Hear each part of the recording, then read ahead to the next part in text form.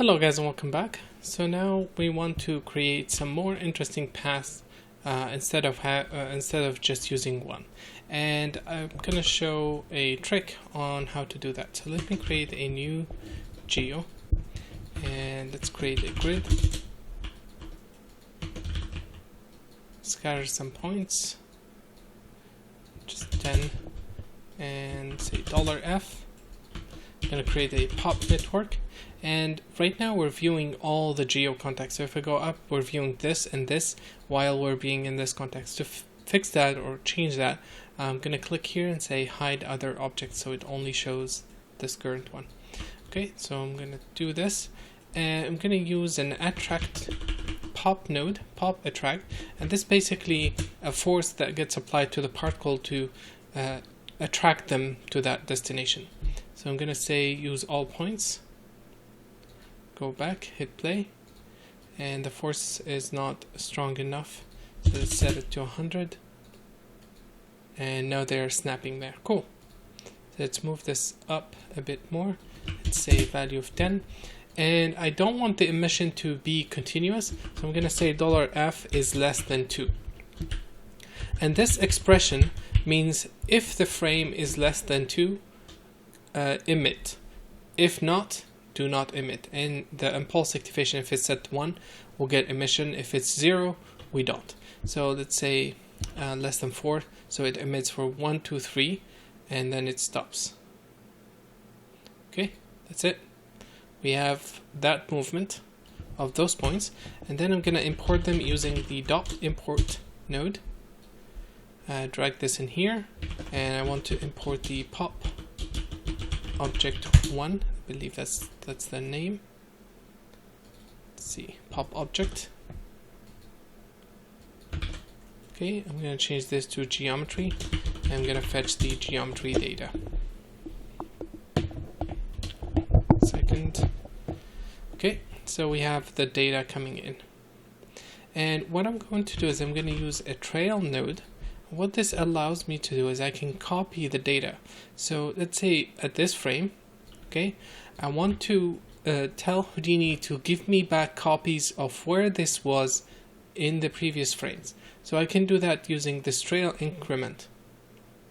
See, now it's pushing back, it's going back further 50 frames, and that's where the geo was. If I go all the way back, we reach the state where they were at. If we progress over time, it obviously is gonna progress further. So here, this is the frame I want, and but if we look now, we see that as I change the time, the result changes. So I don't want that. I want to freeze the time, and we can use this using a time shift. So I'm going to connect this and say instead of $F, which is the current frame, so nothing happens, nothing changes, I'm going to go to frame $F and right click, delete channels, and now it's locked at that frame after this point.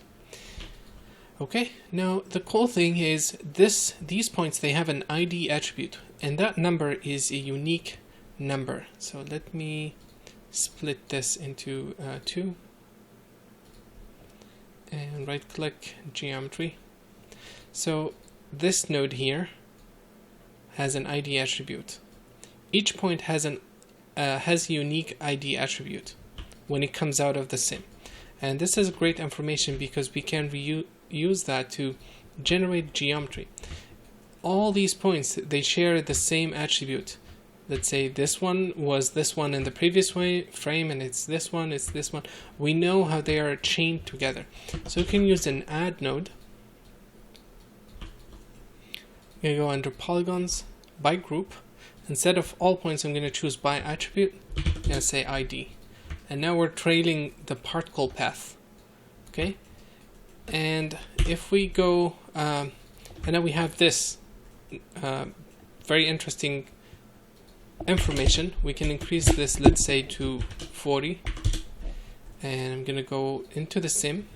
I'm going to add a pop force to add some noise, for example. This is just an example, by the way.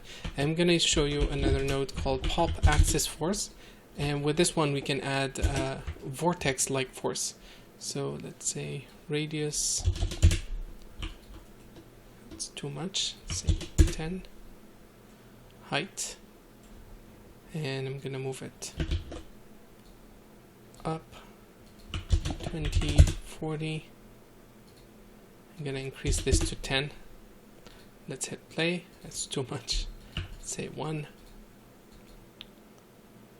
And you see the points there going upward and getting attracted and affected by this. So let's rebalance the attraction so it's the strongest.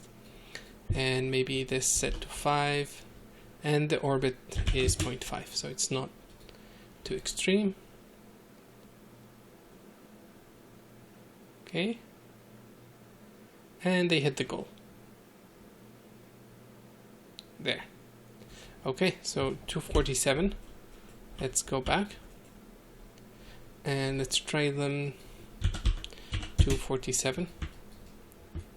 And now we have a very, very cool motion. So that's what we're going to do to create the path. Let's go back here. And let's delete this one. I don't need this. I only need the geometry and the point, which is the goal. So let's scatter a few points. In this case, let's scatter, let me check. Scatter 60. Okay, let's create a pop network. And I'm also going to do one thing, and we'll explain it later. I'm going to create the normals of the mesh, compute them, make sure, cool. And I'm going to connect that into the velocity. I'm going to feed the normal into the velocity. And what that does is when the particle gets emitted, it's going to follow the orientation of the surface. So I'm going to say V at V equal V at N. So we're copying the velocity, the normal into the velocity field. Okay, let's gather the points. Let's go back in. Let's put down an attract node.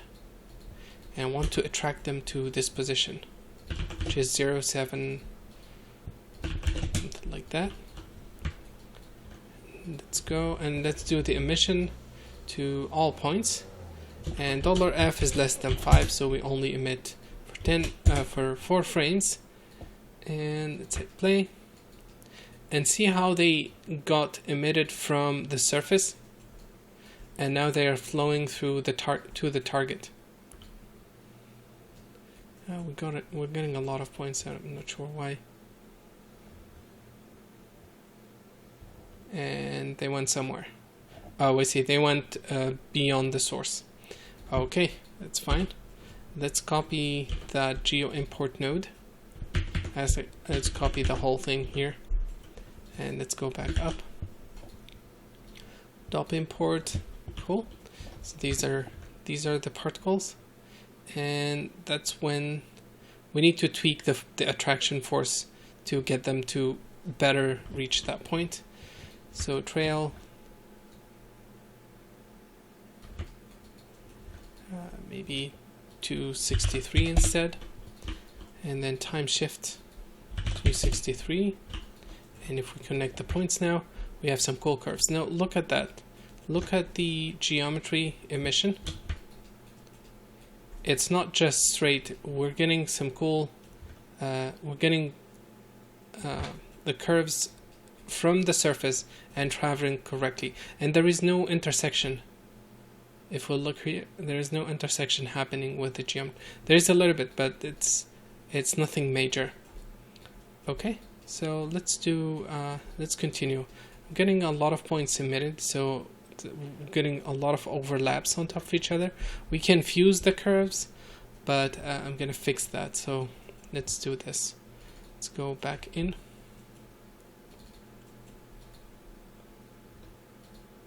And let's increase the attraction.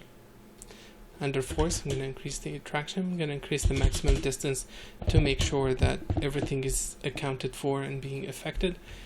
And I'm going to also introduce an extra velocity to push these points. So right now we need to push them along the z-axis in this direction. So we're going to add some velocity here under the add. Set these to 0, don't need any randomization. I'm going to set this to -5 just to help push them towards their goal. And then I'm going to add an axis node, pop axis node, and let's tweak it a bit. So radius, middle click and drag, height, let's increase this, and the orientation is aligned along the Z. Let's set this to 1. I'm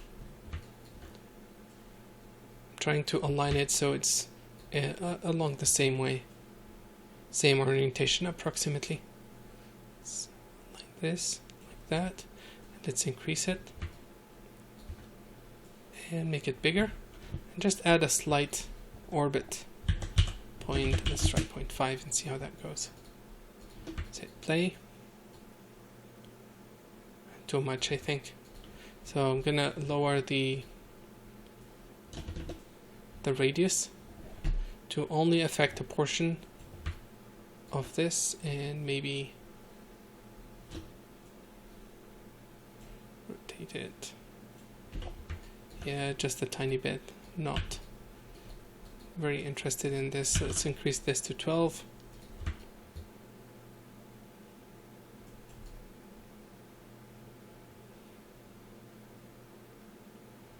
The speed at which they reach, it doesn't matter. Okay, I think this is cool. The speed at which they travel, it doesn't matter. I think the axis is not working as expected, so I'm gonna turn it off.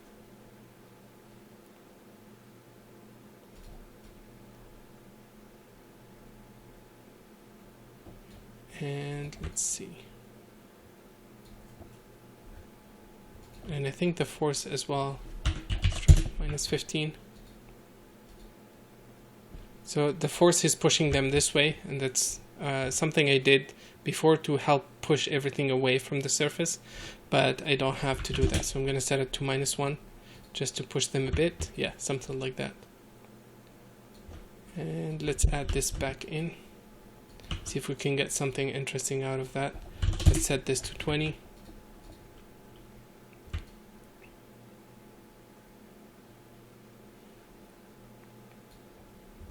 Okay, let's go back up. So we're 195 frames. Cool. So this is how we sculpt the initial movement of the particles. Okay. And you can see we're getting some cool emission here as well. I want to increase the velocity so that it travels a bit further away from the surface. I'm going to set this, multiply it by 3, and I'm going to reduce the emission so it emits all points. I'm going to set it to just emit for 1 frame. That's it. And obviously we can add some forces, pop force, to add disturbance to the path. It's too much. Let's set it to 2. And again, the speed doesn't matter. As long as they hit that point, yeah, the speed doesn't matter. Cool. Let's go back up. And these are my curves now. And again, we can sculpt anything we want. So let's save this. I'm going to use a file cache, and I use this to cache data locally. So in this case, let's take a look.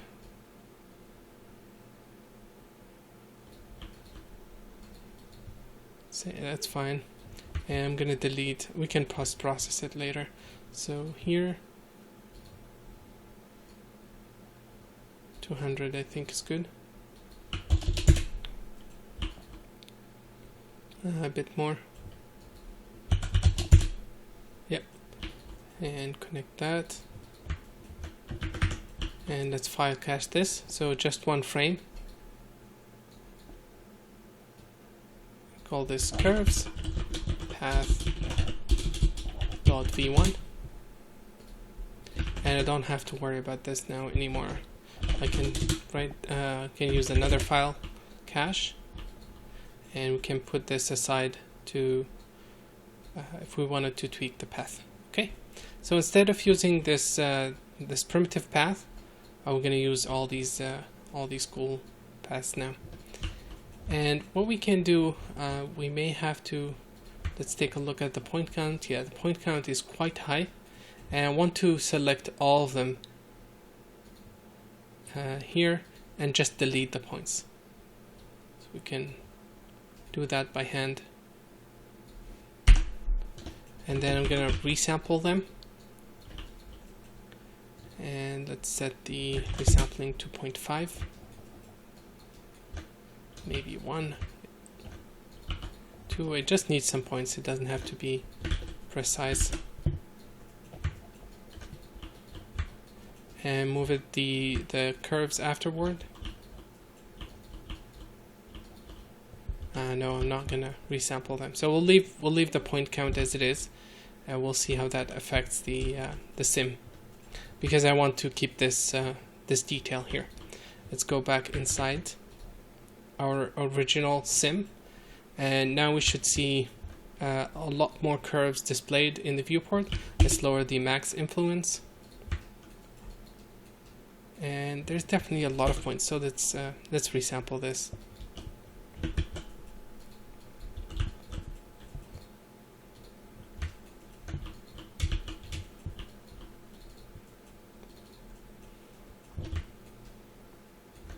Okay, let's go under guide spacing, set to 10,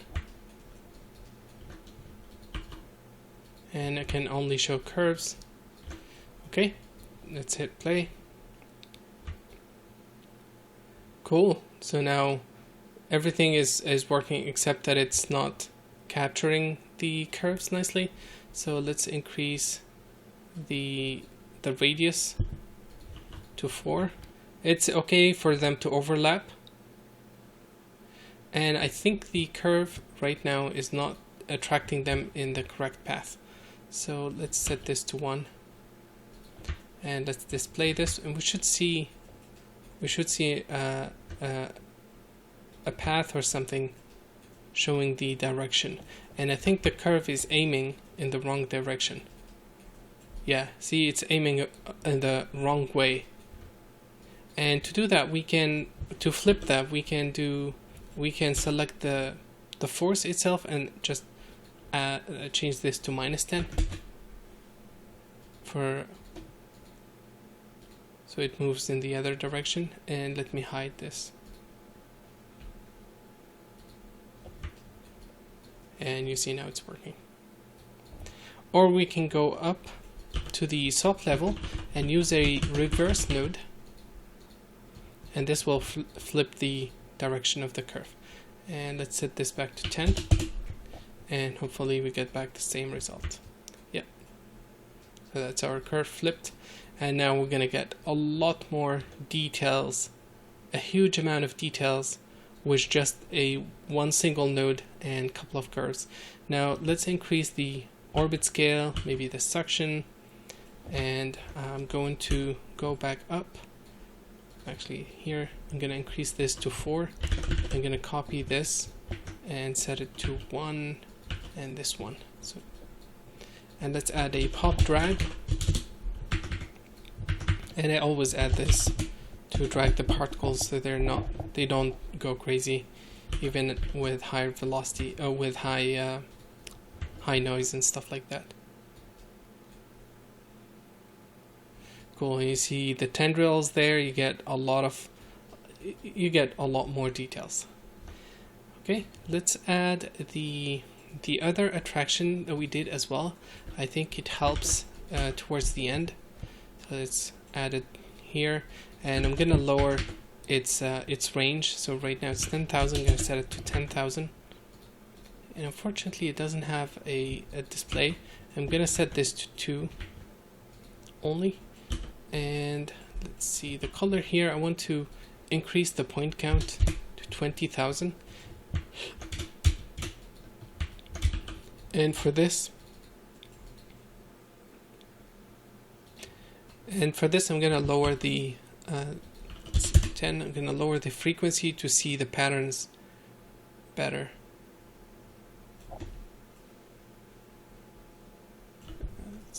Let's turn this off.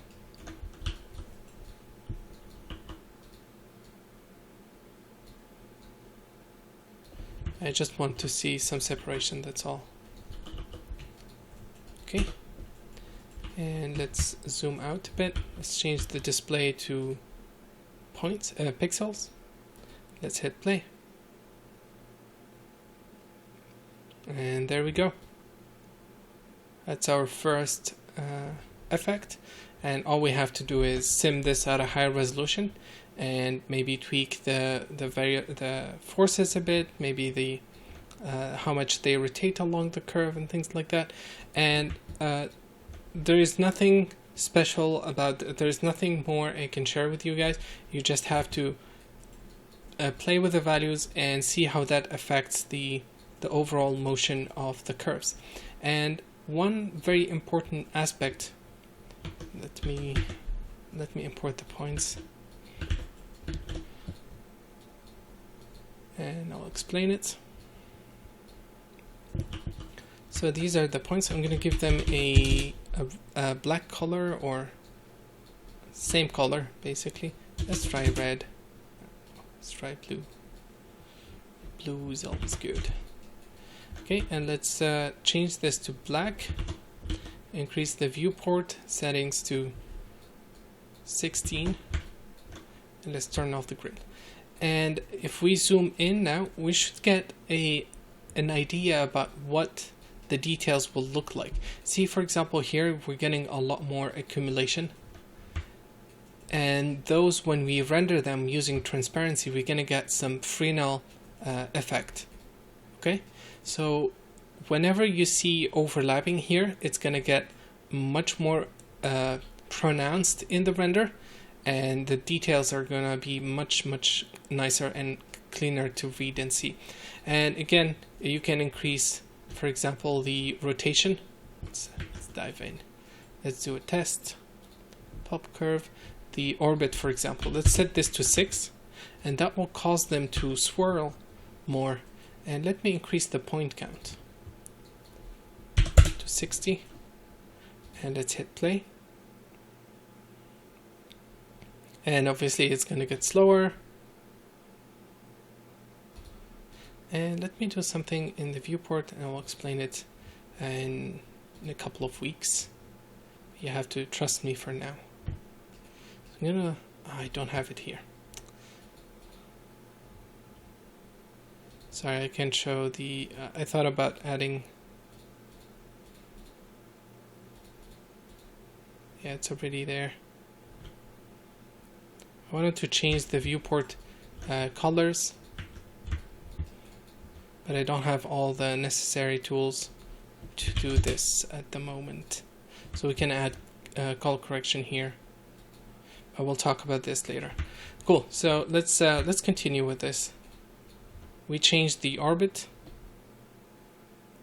and you will see that they are rotating much more now.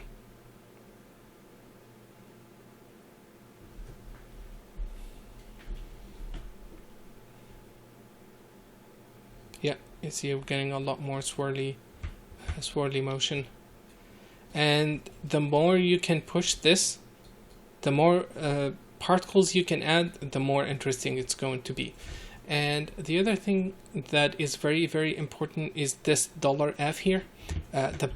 These points are changing every frame, and which means that there's no overlap. We're not getting any overlapping points. We're just adding more and more details. So that's very important to have that emission in there.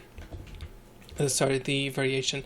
Now I'm going to do something rather crazy.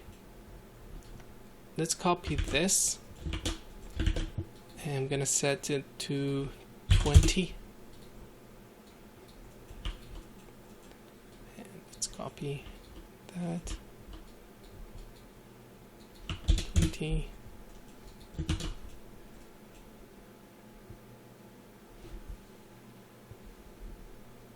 Okay, so we're tracing I'm tracing all the points now. It's a lot of points for sure. 18 million. I'm gonna connect them with curves